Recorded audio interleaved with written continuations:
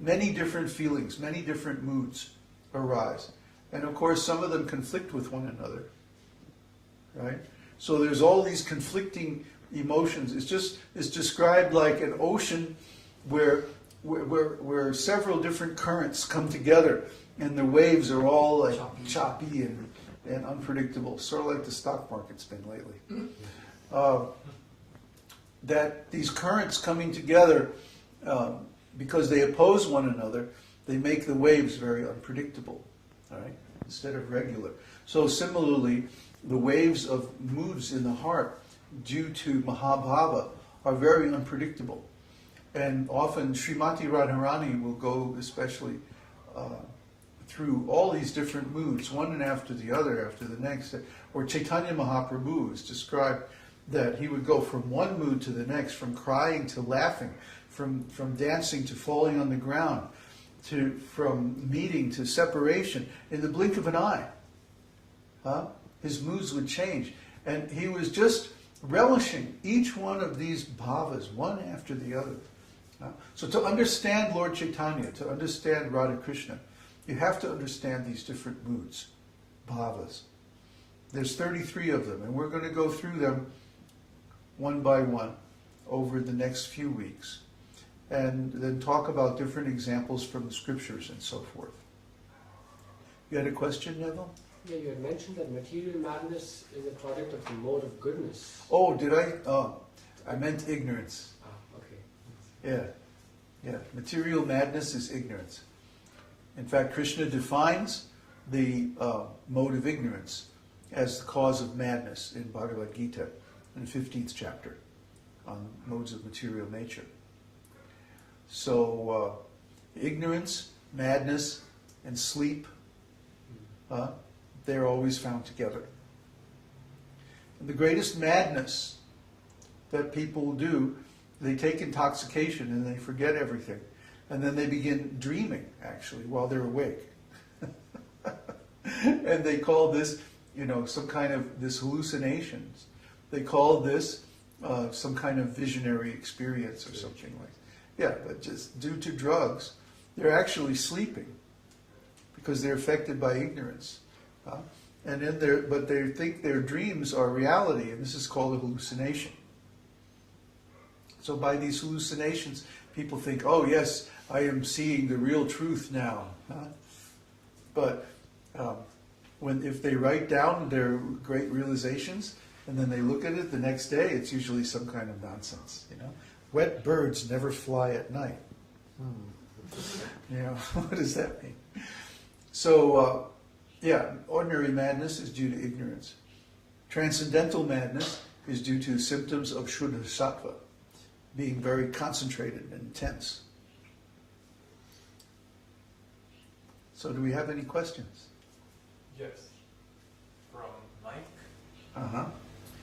In regards to garva, I can understand the positiveness of the pride and the fact that someone who is in a higher position doesn't have to answer to others. But I don't understand the positive part of not answering another simply to amuse oneself. Oh, is this you haven't been around women very much, have you?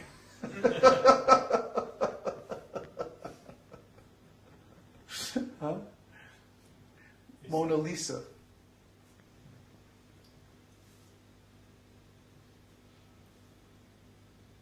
You know Mona Lisa? The painting. The painting. Oh, yes. Yeah.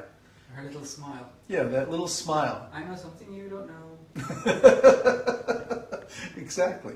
I know something you don't know, right? Or I have something you can't have. Or I am something you can never be. See? In the extreme case. So people who... now remember, we're talking about garva, we're talking about transcendental pride. We're not talking about ordinary material pride. But we see this in a person who is extremely secure in their position. They don't feel like they have to respond to criticism. See? A person who has some position, some very high position, Like you see some of these politicians, they're having protests. The economy is bad, or something is wrong in the country, and they're having protests. And the politicians don't even acknowledge it. They just send out the police to chase everybody away.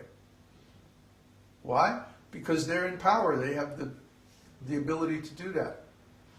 They don't care. So if someone, let's say, well, this actually is in the scriptures, that there's this rivalry between Srimati Radharani and Chandravali, right?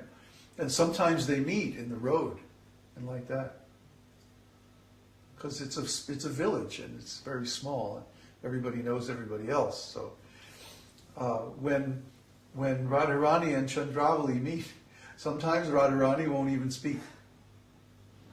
She'll just be like, Chandravali, because Chandravali's nature is very agreeable.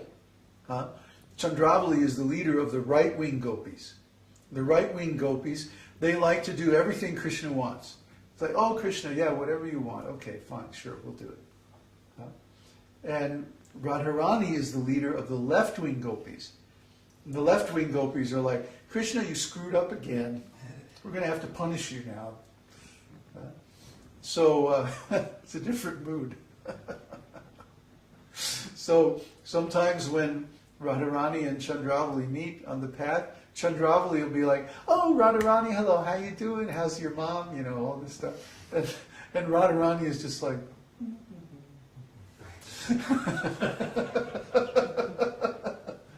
I've got Krishna. See? And Chandravali can't figure it out. Why does Krishna love her? She's such a bitch. But Krishna likes a challenge. It's his male nature, you see. That Chandravali and the right-wing gopis are too easy. But Srimati Radharani is always a challenge. You never know what she's going to come up with. And especially Lalita. Oh my God. Lalita is tough. Krishna, you're not offering proper respect to Srimati, Her Highness, Srimati Radharani. So you don't get any tonight. Go home. But Lalita, we had a date. No, get out. Go. You insulted my mistress, Queen of Vrindavan. Go. Krishna has to go home. Yeah, and then they follow him to see if he goes to Chandravali's place. Oh yeah, see, so these gopis, these left-wing gopis, because they know, Radharani knows that only she can actually satisfy Krishna. Radharani knows deep down in her heart, because she is the Hladini Shakti of Krishna. She is Krishna's pleasure potency. Krishna is known as, Krishna means the reservoir of all pleasure. So Krishna has to have a pleasure potency. He has to have an unlimited pleasure potency. And guess who that pleasure potency is? Srimati Radharani. So Srimati Radharani knows her position. She's very secure in her position. She doesn't have to answer to people who are less positioned, because that's it. She's the only one who can satisfy Krishna. It's already decided. You can't change that. Nothing you can do is going to affect that. So Srimati Radharani sometimes is very garva. Say whatever you like.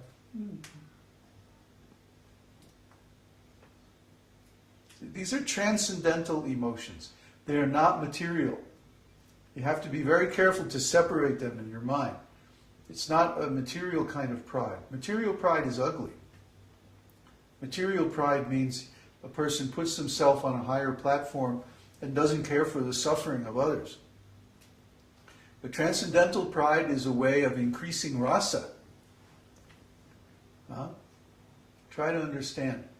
Even if you don't understand now, do the research, read Nectar of Devotion, read Srimad Bhagavatam, and learn the transcendental science. Did you have another question? Yeah. Yeah, no? Yes. I had a question about sometimes in material experiences, if we get a rush of, if we go through some experience that is very traumatic or just something that overwhelms our ability to just take in the experience, then we blow a circuit and we go mad or something bad happens. In transcendental life, like some of these emotions are so powerful, and you said sometimes there's so many emotions coming at the same time, and is there anything like blowing a circuit in transcendental emotions? Well, that's what we're talking about, mahabhava or unmāda. The soul can't cope with all of this flood of conflicting emotion.